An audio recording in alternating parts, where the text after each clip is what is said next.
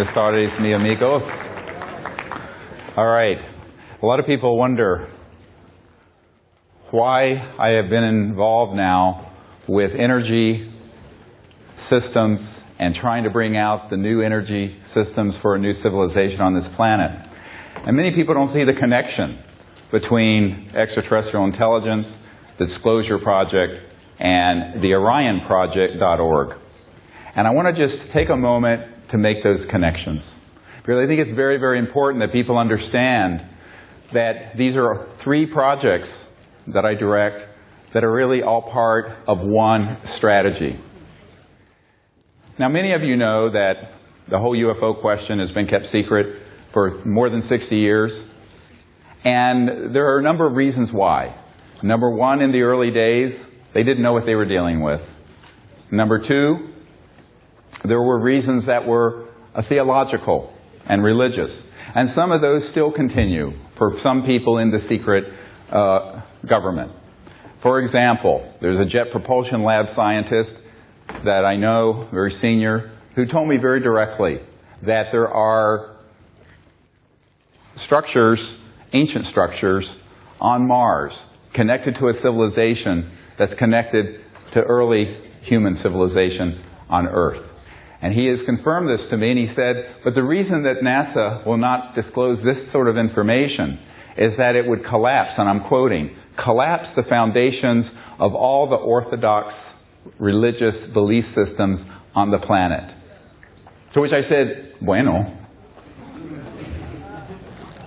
But this is a problem in some sectors of the society. And so, for example, in America, 25% of the population believe literally the world is only 6,000 years old. 1 in 4 Americans. They think we rode dinosaurs with saddles. And there's a museum in Kentucky dedicated, a $26 million museum, dedicated to showing how children were riding the dinosaurs 6,000 years ago. So there are people who don't want to hear the truth about many things. So that has been one of the reasons. And I know it sounds insane to any educated person, and probably to most people in Europe and Spain. But in America, 1 in 4 people believe that. They're like children. No. N'est-ce pas? No. Idiots. You know, like Sarah Palin and people like that. So,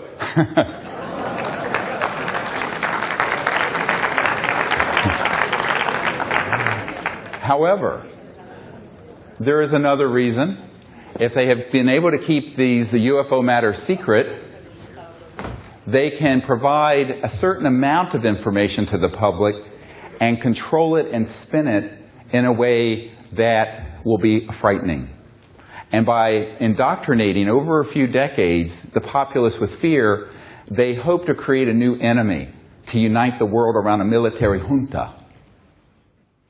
So fear is the mind killer, and fear is the spirit killer, and this is they're hoping that this sort of midbrain of humans, where we have this fight or flight response, the primitive, muy primitivo, that this will cause people to give up their mind and their heart and their higher spiritual state and succumb to sort of a brave new world of conflict with these beings. And this is what Wernher von Braun, who invented the rocket for Adolf Hitler, his spokeswoman for the last 5 years of his life said in this Disclosure Project testimony that this was a long-term plan to hoax a threat from outer space. So that has been another large agenda. And by keeping it secret enough, but putting information out in small amounts that they can control, they are trying to do a long-term psychological warfare operation. I have a 1953 CIA document that explicitly talks about the psychological warfare value of this subject in this regard. So there's another reason. Now, the big reason. In 2009, from I would say, 60s until now, the big reason is because if we announce to the world that there are these things that I was showing earlier, flying around, that can be hovering, and then go 20,000 kilometers an hour instantly and make right-hand turns and disappear and reappear 40 miles away.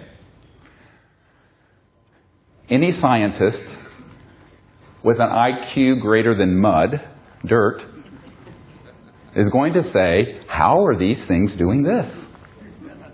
And when that question is asked, it shall be answered.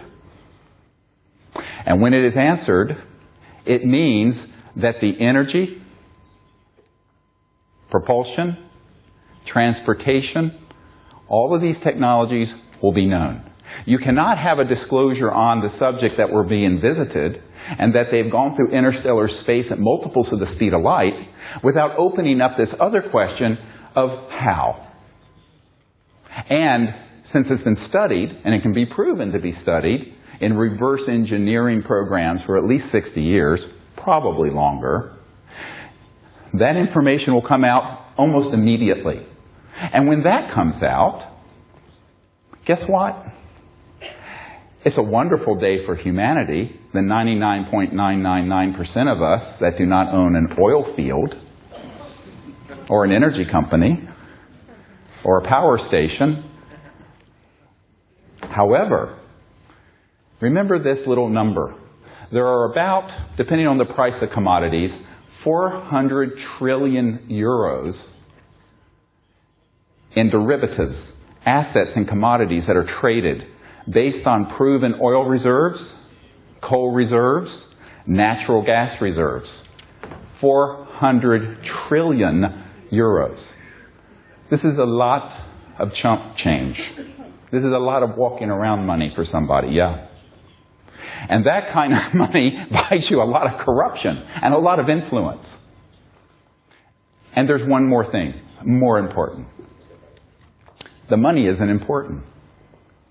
Because the money at that scale, money to me and to you is that, gee, I have a daughter at Yale, I have a daughter at Stanford, can I put them through college? Can I, feed my family while I'm doing this crazy stuff?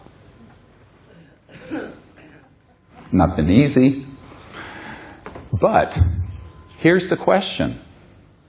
For these people who have unlimited sources of funding, these are the people who print the money, the printing presses. Oh, really? The central bankers, the financial people, the petrodollar, the big energy, oil cartels. For them, it's more about maintaining their relative power in the world. But what happens when you and you and you and you have a generator that would fit on maybe this much of a table, that would completely run your house with no energy bill, no pollution. Once you buy it, it costs no more than a heat pump or air conditioning unit. And you have energy for your property for as long as the machine lasts, which if it's built well could be 100 years, 50 years. Wonderful, yes? Well, not for these people. It's wonderful for humanity, for Gaia, the Earth. But here's another issue. And this will make you a little uncomfortable. I'm sorry. I apologize in advance. But there's a big element of racism in this paradigm. Because right now, those of us in Europe and America, which together may be 600 million people, in a planet with 7 billion, consume most of the planet's resources, and we have these wonderful air-conditioned halls and cars using petrol. But guess what? Now India and China, with 2.5 billion people, want to live like this. And so does Africa. And so does all of Asia and the islands. And why shouldn't they? And the impoverished areas of Central and South America. Why not? Here's the conundrum we're in. If all those people live like you and I do, using the current energy paradigm, long before we collapse the biosphere, we will be going to Mad Max under the Thunderdome, fighting and killing each other for the last barrel of oil. And so the economic system is set up to ensure 80% of the world is in poverty. And this is a crime not only against the earth we are killing, but humanity.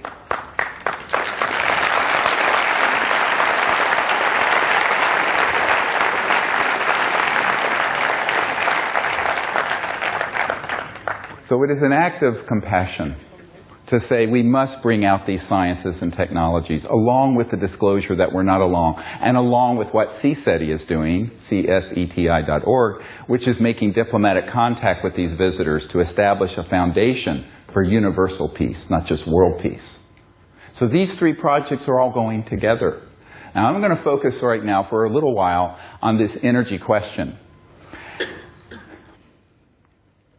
What happens when every village in India and Africa can have such a device as I described? I've seen them operate. There's no question they do exist. We would like to bring one out. If we could do so, we're trying. Anybody who has one, let me know. Who's got the cojones, to do it. We'll go the distance if you will. Sorry. I'm very blunt. I'm emergency doctor, Americanos. Now, here's another point, is that if all these villages in Africa and India have this energy system, guess what? Where does geopolitical power come from? Not the number of people in your country. If that were true, China and India would be the most powerful countries in the world, not America and Europe. Geopolitical power comes from your economic and technological prowess. When we democratize these technologies and allow them to be available throughout the world, we will have to put a seat at the geopolitical table for the people of Africa, the people of India, the people of China, the people of Southeast Asia, the people of Central America, the people all around the world. And there are people who don't want to share that power. They like having it for themselves. If this is really what the question is a very fundamental issue. Because if you allow these technologies to be known, within one generation, 20 years, the environment will be transformed. We will have a new macroeconomic system. The work week for the average person will fall to about 15 to 20 hours a week. Seriously. Manufacturing will become very inexpensive. And the world, this would be the tide that would lift all ships. But the centralized power system we have, based on super tankers bringing oil and central power plants burning coal or nuclear power or what have you, that system is centralized, but so is the metaphorical or the symbolic power of the geopolitical system. And all of that would change, tilt. It is the biggest change in the history of the human race. And if you added up everything from the mid-1800s with the dawn of the Industrial Revolution to today, Microsoft, computers, lasers, the internal combustion engines, rockets, jets, this disclosure and the bringing forward of these new energy technologies will eclipse all of them added together. It is breathtaking. And when I have sat with people who are very powerful, they say, oh yes. I'll tell you what an admiral said, who was in charge of CONUS, Continental United States, C-O-N-U-S. And he said, yes, you're absolutely right. This should come out. It should have never been kept secret. However, my job really has been maintaining the status quo of the world's oil supply and energy supply. It really is. And I don't want to deal with a change this big. I just want to retire and go fishing at my ranch in Wyoming. Now, these people put their pants on one leg at a time. And many of them don't want to take on such a huge issue. And when they have suggested it, then they're threatened. Let me tell you what happened to a former CIA director who really believed we were long past due for the truth. The truth. This is the subtitle of the conference here. Wonderful individual late in life. He kind of came around. You know, I believe all people, no matter, I know you cannot demonize people on this planet or anywhere else. Everyone is educable. Maybe I'm an optimist. But I believe that basically all of us have the spark of goodness within us, and we can do the right thing. And so, through a lot of work, our group had been able to reach a lot of officials within this majestic entity. And one of them was a former CIA director named Bill Colby. And Bill Colby was getting up there in years. He was old. And he was a member of this group. He had concluded it was time to help us. So he agreed, through a colonel who was his best friend, communicated to my team and said, look, we want to meet with you, and we want to hand off one of these devices, fully operational, and about $50 million US in seed funding so you can get it stabilized and secure and out initially to the public. I said, good. The week that he was going to meet with us, they found Mr. Colby floating down the Potomac River, and he had been murdered. Yes, absolutely. His wife admitted as much to CNN. Now, nobody knew why this sudden taking out of a former CIA director, and it was never investigated as a murder. It was an accidental drowning. But it was a shot across the bow to others who would like to bring and defect from this group. And it scared a lot of them, including then President Clinton. I mean, he wasn't very brave, but he wasn't stupid either. I would prefer to be with someone who is intelligent and has courage, however. So after this happened, and we began to analyze what the dynamic of this was, it became very clear that we were going to have to do some more groundwork for this bringing out of not only the information, but the actual technologies that can give us a new civilization, a new Earth, a new planetary society here. And in the course of this analysis, we said, first we've made the contact, and this is now ongoing, as you heard yesterday. It is amazing, and it's going up exponentially in the last 6 months. We have to do disclosure. That's been done. People say, when is disclosure going to happen? I said 80% of the public already know this is real. It's just a matter of now the official government's putting their stamp on it. And believe me, the official governments always lag behind us, the people. They're the lagging indicator, not the leading indicator. We in this room are the leaders of this. All of you.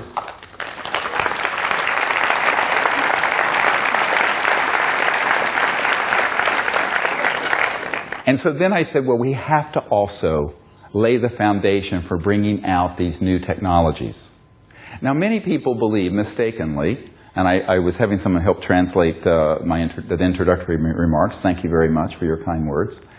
But I want to be clear on something. A lot of people think that these technologies have all come from the studying of UFOs that have been shot down or something.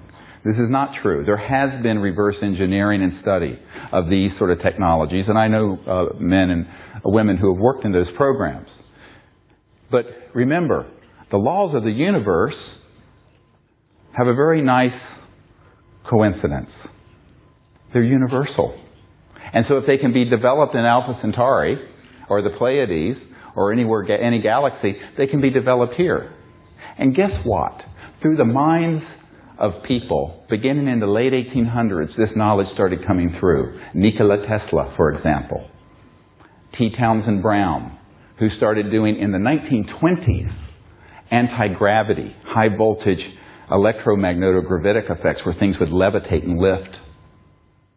He then developed this with a professor at Princeton who worked with Einstein, Dr. Biefeld, and it was called the Biefeld-Brown effect. So these things were done independent of any extraterrestrial study of craft. However, when we did finally, tragically, shoot a few of these down, starting back with Roswell and perhaps earlier, using electromagnetic weapon systems, we did study it, and that augmented, that propelled and further provided an augmentation to some science that was already being studied. See, so it's more complex than most people have been presented. I'm trying to give you this background so you understand. Now, eventually, by 1954, and I can give you the month, October 1954, it was decided that all of these technologies, which had begun to be reported openly in the aerospace journals, you can go back to the late 40s and early 50s and read about them, absolutely. They're there. You can find them. But by October 1954, this secret government, this cabal that had hijacked this whole issue out from underneath the president, out from underneath other world governments, and became an entity unto itself, decided, we're slamming the lid on this, and this is not going to be printed, talked about, discussed anywhere, top secret, black, deep black. That was October 1954. So I was not yet a twinkle in my father's eye when all of this went black. But I tell people that the tragedy here is that since before I was born, and now I'm a grandfather, we have not needed oil, gas, coal, or jet engines, rockets, or surface roads between cities. Think how many billions of dollars, hundreds of billions of dollars are spent on roadways and how much destruction to the environment. We haven't needed those since Eisenhower launched the Eisenhower interstate system in America that's now crisscrossed with these superhighways spanning the whole continent. Now imagine what a civilization from another star system might think, seeing such galactic stupidity. Oy. Ultimately, that is the problem we're trying to correct. It is 50, 60 years of unbelievable corruption and misguided policy that has become entrenched. But doing so now is much more difficult than it would have been in 1902. And if you go to the orionproject.org, it's all one word, the Orion Project, O-R-I-O-N, Orion, like the constellation, project.org, you will see a photograph of Nikola Tesla with a guy, a self-taught engineer named Stubblefield, standing with the Capitol dome of the United States Capitol behind them after they had shown members of Congress this generator that was like an earth battery, some stakes in the ground, and they would get it running, and it would run itself from this energy field, and the man was running his farm on it. 1902. So let me go back. We haven't needed oil and gas, nuclear power didn't exist then, since 1902. Now, you talk about a crime against humanity and the earth. This is the big one, a huge one. And it's all about corruption of power. And it's time for the people, all of us, to stand up and say, okay, enough of this stupidity. We're better and wiser than this. Let's unite together and bring out these new sciences.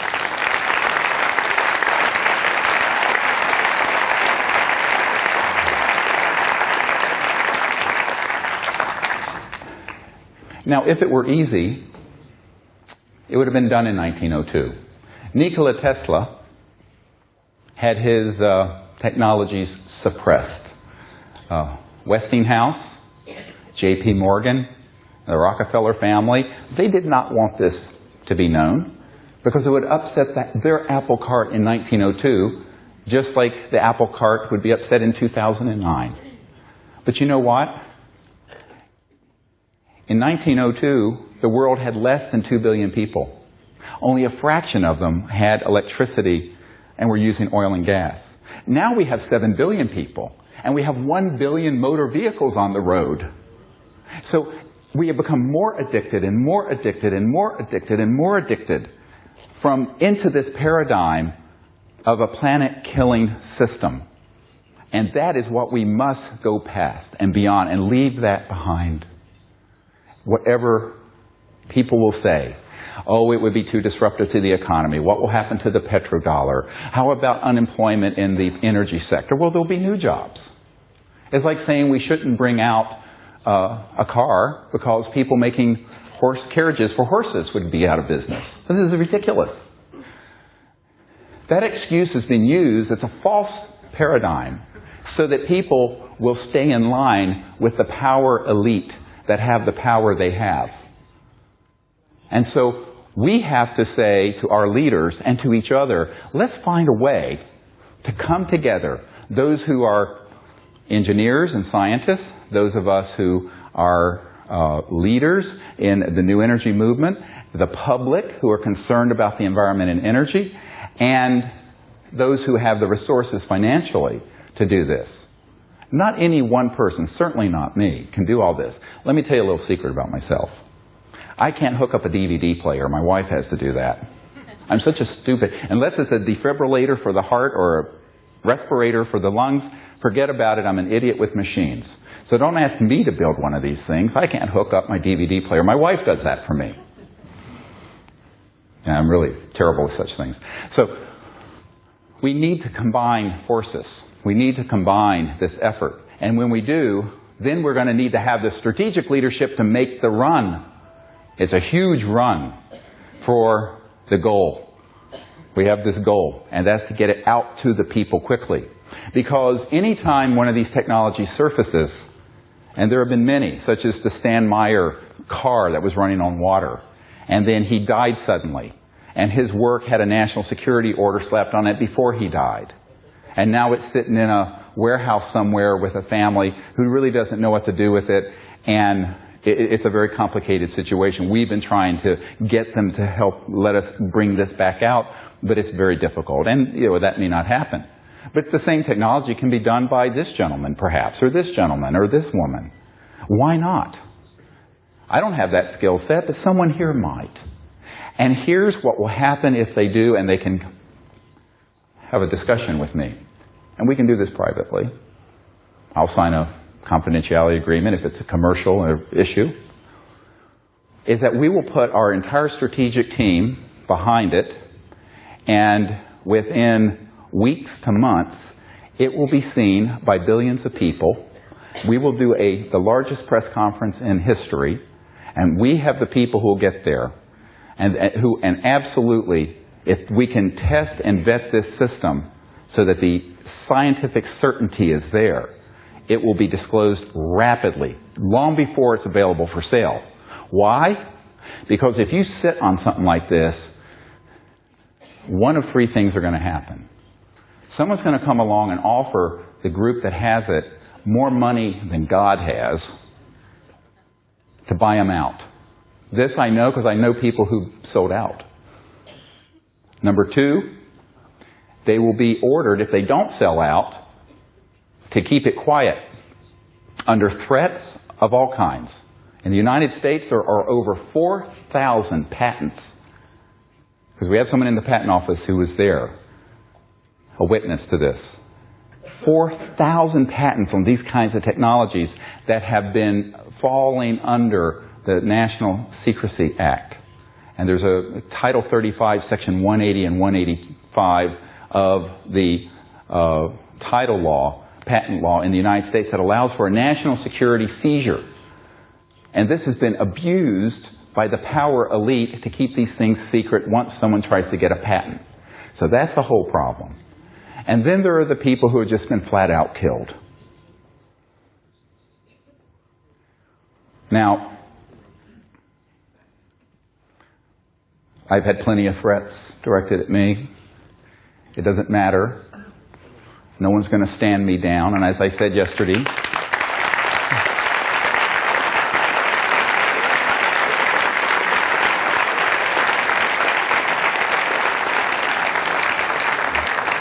if I have to be taken out feet first in a coffin, then I give myself to God. So be it.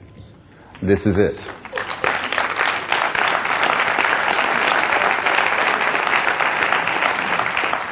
And unless you're willing to make that level of commitment, get off the stage, because I can tell you what's coming at you. What I call, politely, Murder Incorporated. And Murder Incorporated are these consortium of interests that will do anything to keep this information from coming out. Now, this means that there has to be a very well thought through strategic plan to get something from a prototype that would sit on that podium that proves this principle of extracting energy from the 0 point or quantum vacuum flux field. I don't want to get too technical. I'm only a country doctor from Virginia, so I don't pretend to be a physicist. I know enough about it to get myself in trouble. But I can describe how it works. And basically, these systems, when you look at them and how they're operating, you can bring them forward very quickly as a prototype. Now, it may take a little longer to have a manufacturing and distribution and all of that. But you can certainly bring it out very, very, very quickly in terms of announcing it to the world. And why? Because this is the message of great hope. Imagine what our people all over the world would say when they realize we're not having to destroy the planet to live. We don't have to go back to the Stone Age. We don't have to commit what I call planeticide, the deliberate killing of a planet in order to have lights and air conditioning and run around in cars. This would be such a hopeful event for all of mankind, all of the human race. And our younger generation, people who are my children's age, in their teens and 20s, this would give them a light where when they look into the future right now, they just see catastrophe. So this would be a wonderful event for humanity, but to do that, you've got to have enough people who are the friendlies, I call them, within the power elite who want to see this happen, who have your back. Now, we have those. I wouldn't be alive today if I didn't have a whole group of those. It's not easy to talk about this, but this is how it works. And certainly not all of them support what I'm wanting to do, but enough of them do that when we move forward with this information, they're going to say, great, let's do it with you. And we have now over 160 of these people who are very powerful around the world who would say, if you have something like that, we're not going to do it, but we'll quickly fall in line behind you. So that has taken 19 years for me to build that system. And there's a whole 39-page strategic plan that we have where every line on every sheet of paper is a major strategic action point. And this is all ready to roll if we can get our hands on something that works. Now, we have seen more frauds and more crap going around the world looking for this stuff than you can shake a stick at. There's a lot of nonsense out there. But we've seen some of the real things, too. The problem is the people who have had those have said, it's too dangerous, I've already had threats, and they don't want to do it. One man whose laboratory we were in had amazing stuff, had a dozen of these sort of devices there, and he said to me, well, I don't mind being a little bit of trouble for this cabal, but I don't want to be a major pain in their ass, because they're going to come after me and they've already threatened me. So what we need to do is find both people who understand the science and are inventors who will go the distance without fear and have the courage to do it. And this has been very, very difficult. Let me explain something that happened in the last 7 months or so, 8 months. And when you hear this, you'll be astonished and you may weep. I wept. We had a man, I have to be very careful about how much information I give about this situation, who was assigned to a very compartmented, classified project. He was a civilian, a brilliant inventor, someone who knew much more than Tesla or Einstein or any of these people. He had worked out down to the mathematical formula all the trans-dimensional technologies up to and including, and I'm going to give you a short list, teleportation, dematerialization, anti-gravity, electromagnetic-gravitic, energy from the vacuum, etc., and so on. And I'm just getting started. This guy is amazing. I've been in his lab. Now the way this works, let me explain this a little bit. Someone like that, had his own company, the intelligence community came in and stamped everything top secret, put it in a vault. He then got pulled in as a contractor to do special projects for these compartmented operations. Over the last 5 years, we had convinced them to set him free and to work with us on these technologies. And there were 5 what they call shepherds. This is the word that's used in the intelligence community, who were his shepherds, who were in charge of this kind of classification or policy. And they all agreed it was time to bring out the first level of what this gentleman could do, which was basically an energy generation device that would run your home, or you could put in your car, and you would never have to touch a drop of oil and ever have an energy bill. Because he had this. I mean, we saw these things. Now, at this point, what happened is we said, all right, has this actually been vetted, evaluated independently?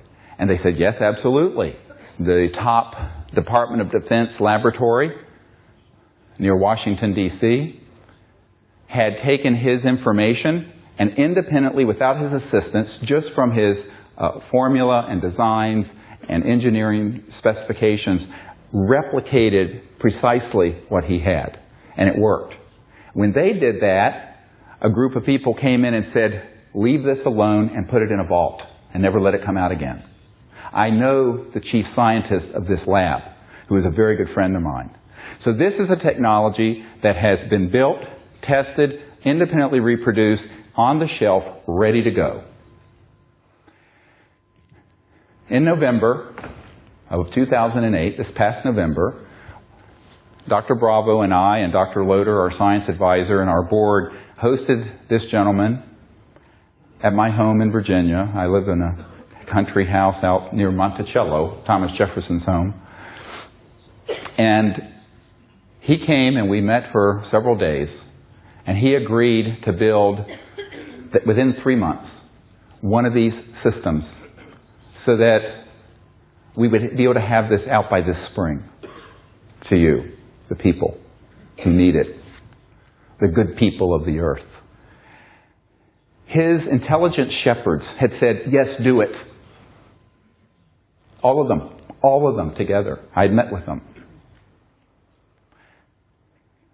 Within 3 days of his returning to his skiff, which is the term used for an underground electronic eaves-proof place where you cannot get any communications in or out, but it's a highly classified facility, he was reordered out of that facility and dropped into a rat hole in Iraq as a support technician. This, one of the most brilliant scientists on the world today. He called me up and he said, just over and over again, Dr. Greer, just be careful. Dr. Greer, just be careful. Dr. Greer, just be careful. Someone had put the fear of God in him, and he thought he had a clear go because these really well-placed intelligence operatives, but some other people from outside those 5 shepherds came in and said, oh, no, you don't. Now, let me tell you what I've asked President Obama to do about this situation. President Obama has received a briefing, a special presidential briefing from me.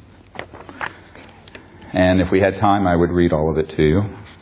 It'll rock your world. But part of it has a section talking about these energy technologies related to this whole, what I talked about yesterday, WSFM, which is what the CIA calls it, weird science and frickin' magic. And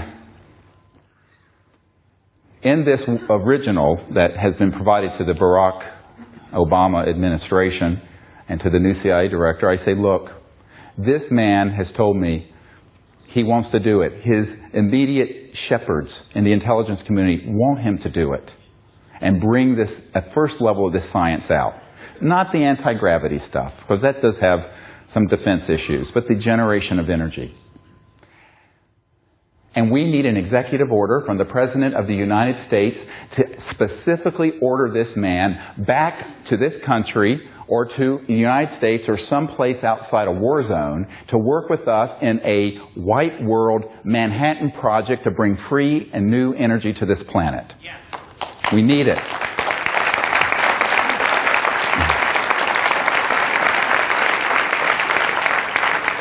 And here is what I would like each of you to do. Rather than us all being passive and saying, oh my God, what can I do? There are all these characters out there. We need your help. Go to the orionproject.org and let President Obama know that you have learned of this and that there is a man that Dr. Greer knows very well. I have his home address, his phone number, his curriculum vitae and resume, and know everything about him. And that this would be the new energy economy Barack Obama promised us. And we have an automatic fax system set up, ready to go, from the orionproject.org, where you can fill out a letter and zap, send it right into the White House. All of you, the hundreds of you here, should do it tonight. And then tell all of your friends and all of your family and all your coworkers to do it. And flood the White House email and fax system with this request. Please do it for us.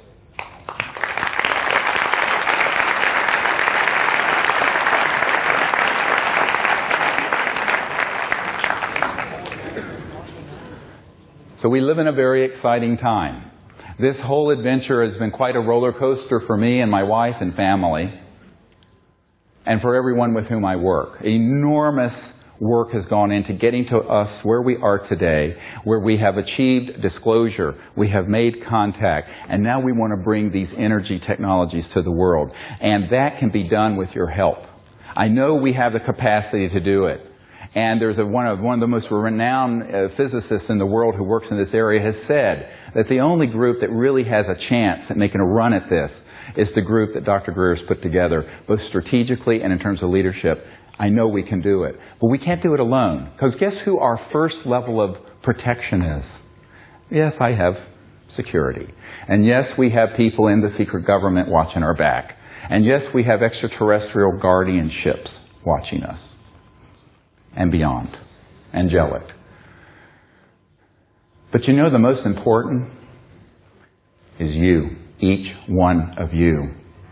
The reason we went public with as much information as we could, and I'm really pushing the limit with what I'm saying today, and what I've said at this conference, is that you being informed, and you telling others, and millions of people around the world who follow what we're doing and know what we're doing, well, you know what that does? That puts a 1 billion watt spotlight on our project. And what happens when that occurs? These murderers don't like to do things when there's a big spotlight. They're like cockroaches that only come out when the lights are off. La cucaracha.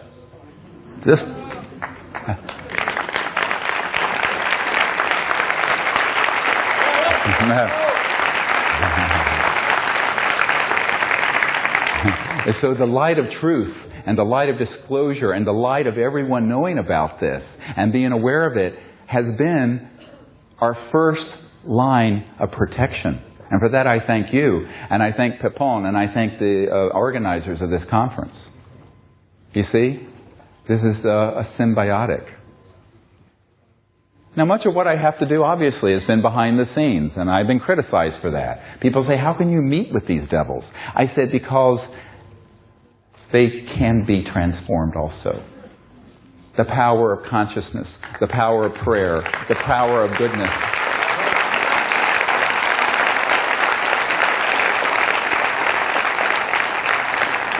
Can you imagine that today, 70% of this cabal would like to see this done? Now, the 30% that are the most violent and ruthless have intimidated them, just like when they killed CIA Director Colby, who was trying to help us. But here's the point. I'm expendable. And what do I mean by that? You know, after I briefed the CIA Director for President Clinton, his best friend came to the house and said, I mentioned this yesterday, he said, well, the president won't do this, he'll end up like John F. Kennedy. And I said, c'est dommage. It's too bad. He's the president. I'm not. I'm just a doctor here. At the time, I was living in North Carolina running a busy emergency department. And he says, oh, no, Bill Clinton won't do it. He said, but you can. I said, what do you mean I can? What am I, chopped liver? An expression meaning I'm nothing. And he basically said yes. You see, because I'm a nobody, And because I'm not important, and because I'm expendable, and because we are common people, we can do it. They can't. Here's the irony. We're free. They're not. And God help us, we need to step into that power and make this change happen.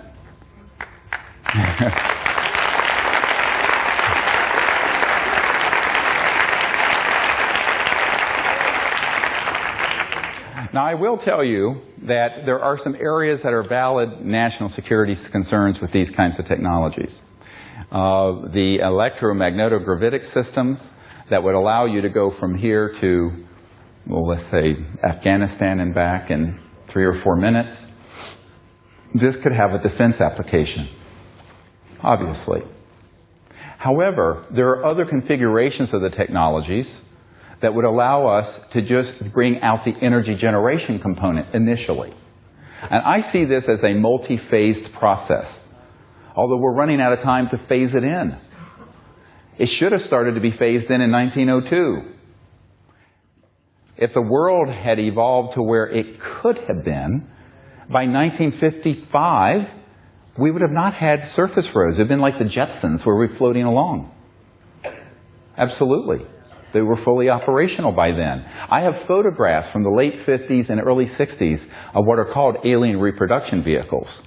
Although it's a bit of a misnomer, because they weren't all from studying the ET craft. Some of this was coming along before we began to study the ET craft. And these vehicles were fully operational by then. The irony is that, as Bob Dean pointed out, there are 2 space programs. The space program we know about and the space program is secret. Absolutely.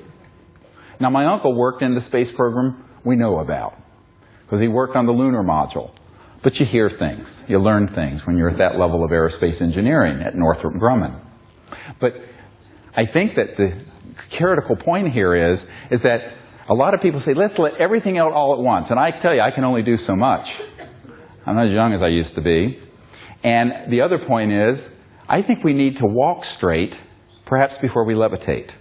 I would be happy just to be able to run this building without fossil fuels, wouldn't you? Let's do that as a starting point. That we can do this year and next if we get moving. Absolutely, it can be done. And so what I am asking you to do is help us identify, number 1, the people in society and in your own circle who are supportive of new energy research.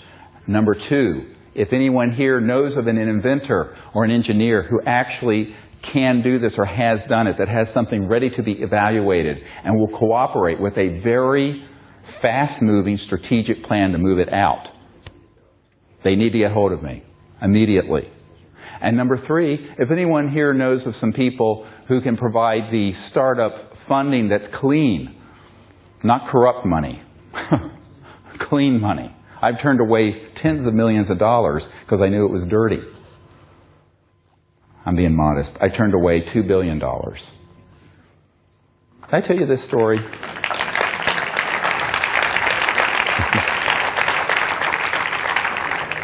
I can tell you money means nothing to me. Back when I first got involved with this, the head of Army Intelligence approached me, and he wanted me to fold my operation into his. And he offered me a $2 billion fund for my personal use if I would do so. And I said, no thank you, I'd rather be independent. And he was not happy.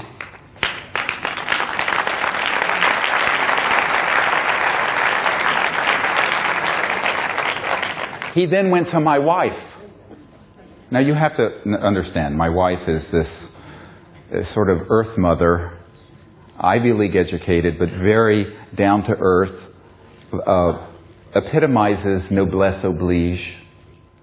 When she was in the Peace Corps, they called her Saint M. She's this beautiful, kind, spiritual, beautiful person, without whom I could not have done this.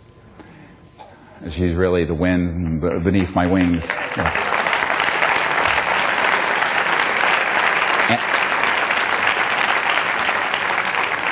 And in 4 weeks, we celebrate our 30th anniversary. So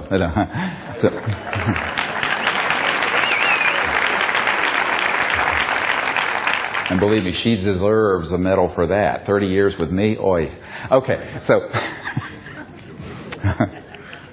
So the head of Army Intelligence went to my wife and said, well, you know, we have a special shield, like a crest, for your husband.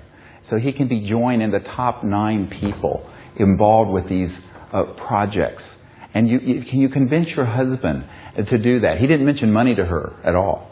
He mentioned this thing. It was flattery and ego stuff. And she came to me, and she was very sweet. She says, oh, he was so nice, and he had such wonderful things to say about you, and they so much want... I said, Emily, you know, he's a devil with forked tongue. I said, no way, Jose, ain't gonna happen. And she said, oh, okay. Later, I had other offers. And so that was in 1992. So for 17 years, I have been offered up to multiple billions of dollars. I have had my life threatened and my best friend murdered. And I have been reviled and ridiculed and everything done to me. Up until just before coming here, horrible death threats and people staking out my house. And you know what? I am only redoubling my effort. Screw these people.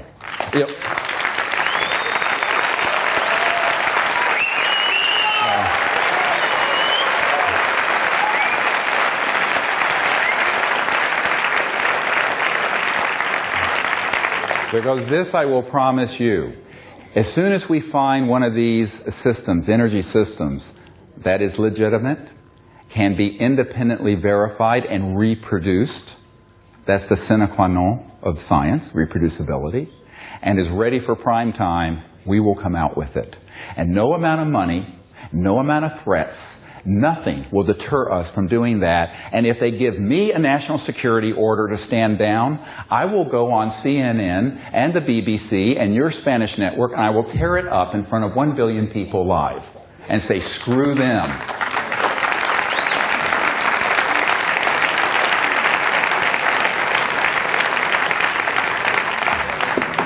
Because here's a little simple legal fact.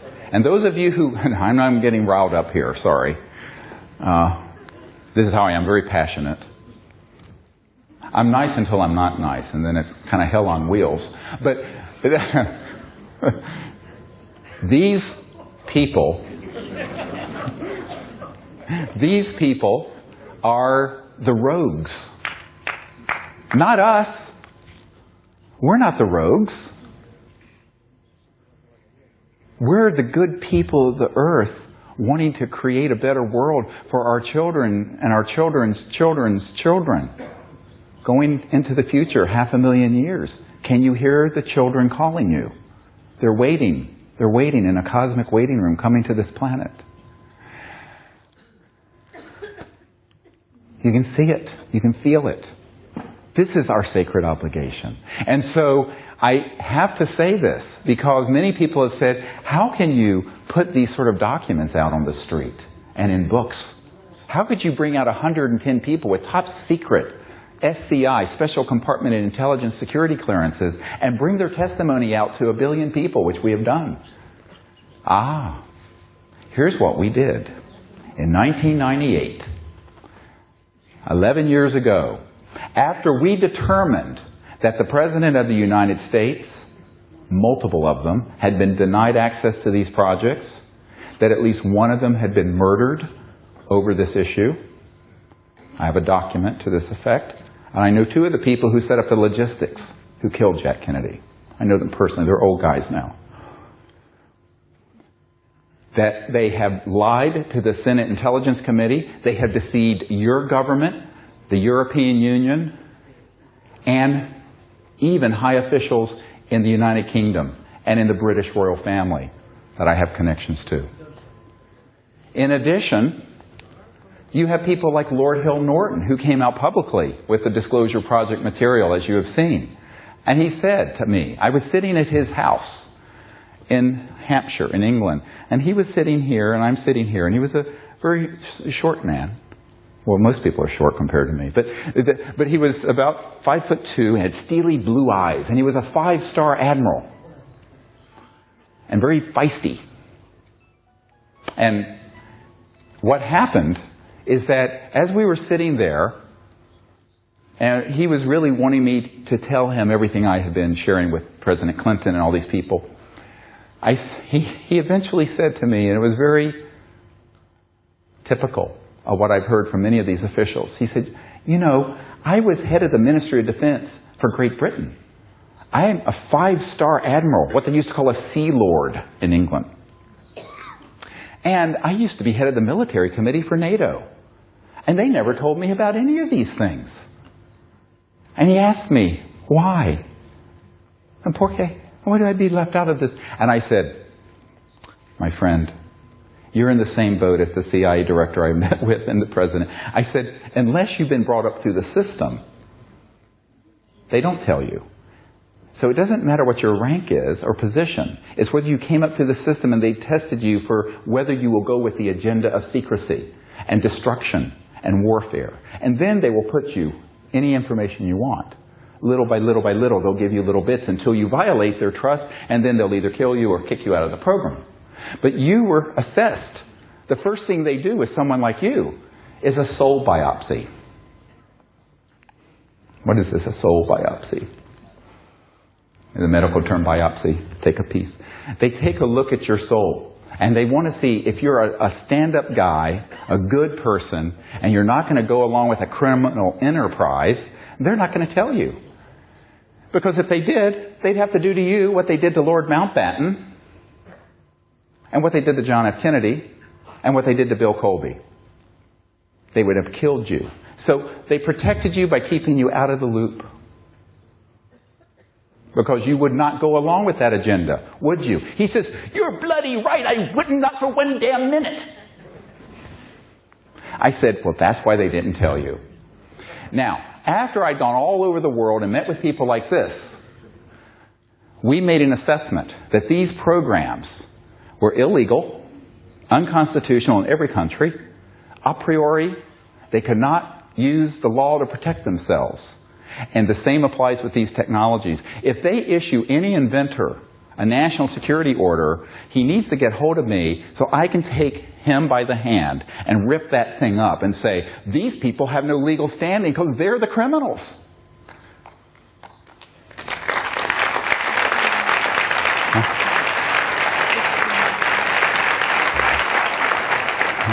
Now, this is basic constitutional law and basic law. You can't break the law and have a criminal enterprise and then say, oh, I'm going to use the law to protect myself and to hide things. They cannot have it both ways.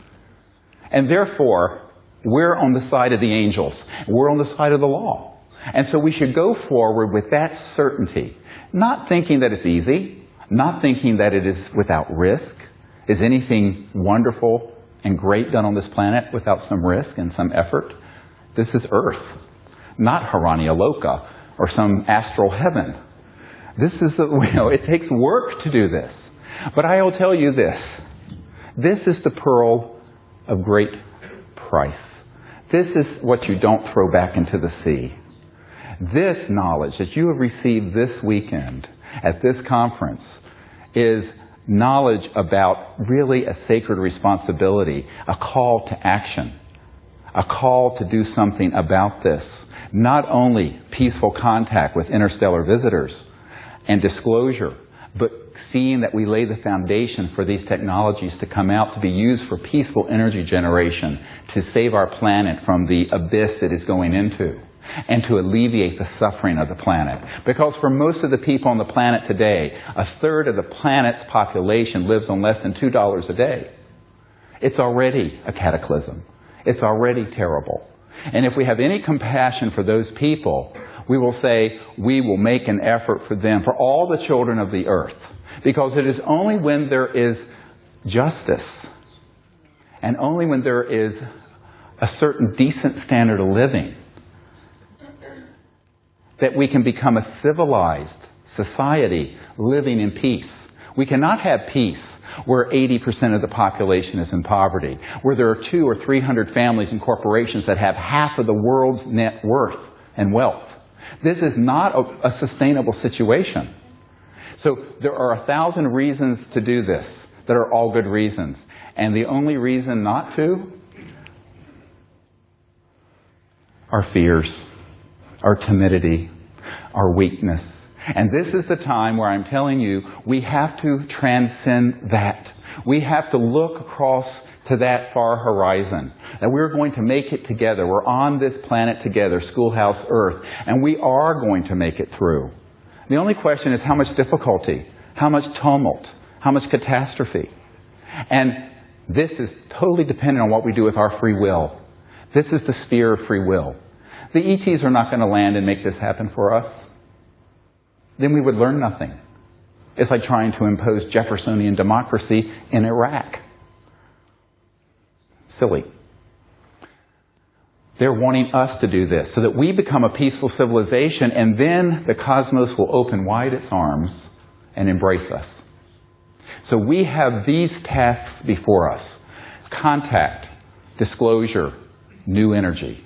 And the promise of all of these things is that as we pass through this journey over the coming months and few years, we will have laid the foundation for a civilization that will be here, unbroken, in peace, for 500,000 years. That's the era that has just opened.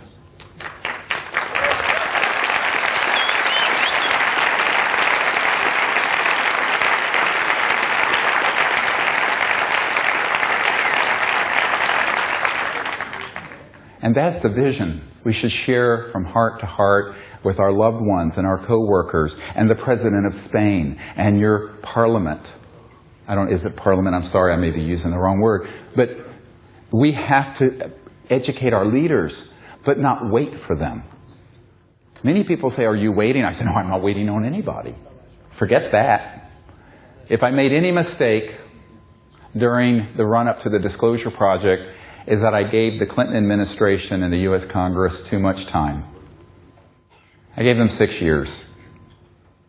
I'm giving Barack Obama less than a year.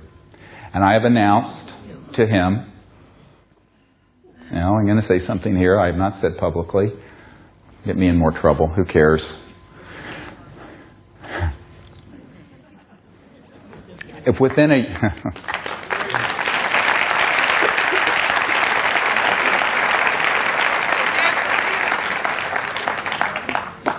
If within a year of his taking office, they have not taken definitive action on these issues, we are going to form together the Council on Interplanetary Relations, and we're going to formalize contact and bypass these useless governments in the world.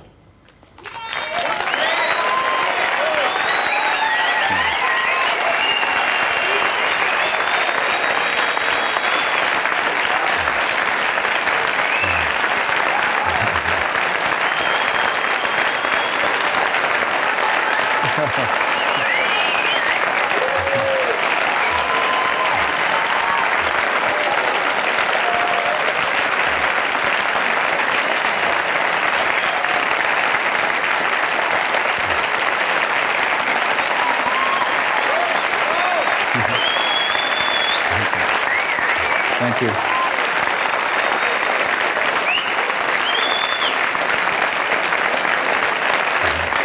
Number two, and we're just getting started, we're going to make open contact, and we have at least one G8 country that has written me a document.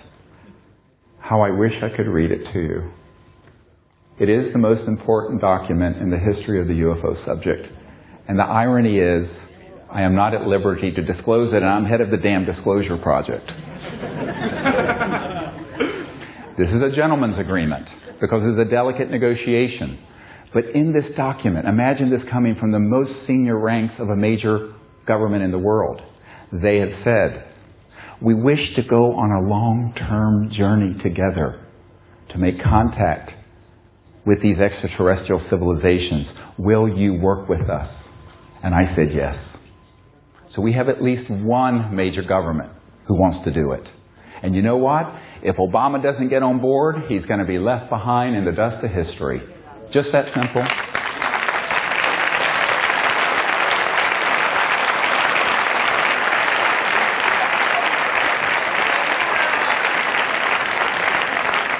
And number 3, we are going to persist in identifying these new energy technologies. And I have been told here in Spain, there may be 1 or 2 of these waiting to come forward. I hope what I've heard this week is true. I've had some wonderful meetings. And if it is, we will be the carrier vehicle to launch it to the world. And there is no force on the planet that will stop us. But we will need your help. And will you help us? Will you join with us when we call? Tell everyone we have this. Don't let it fall apart. Don't let it get lost.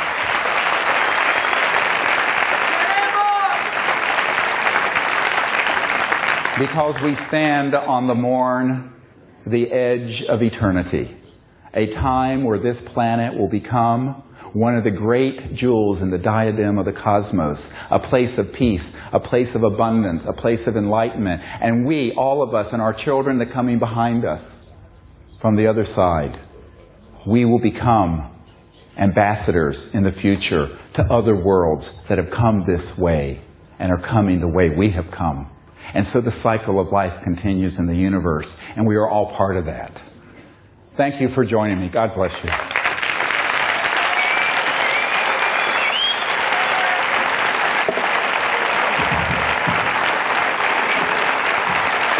Thank you.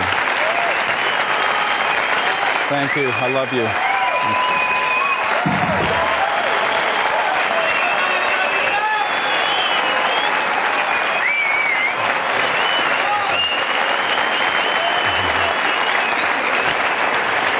Good job. Thank you. Thank you. Thank you.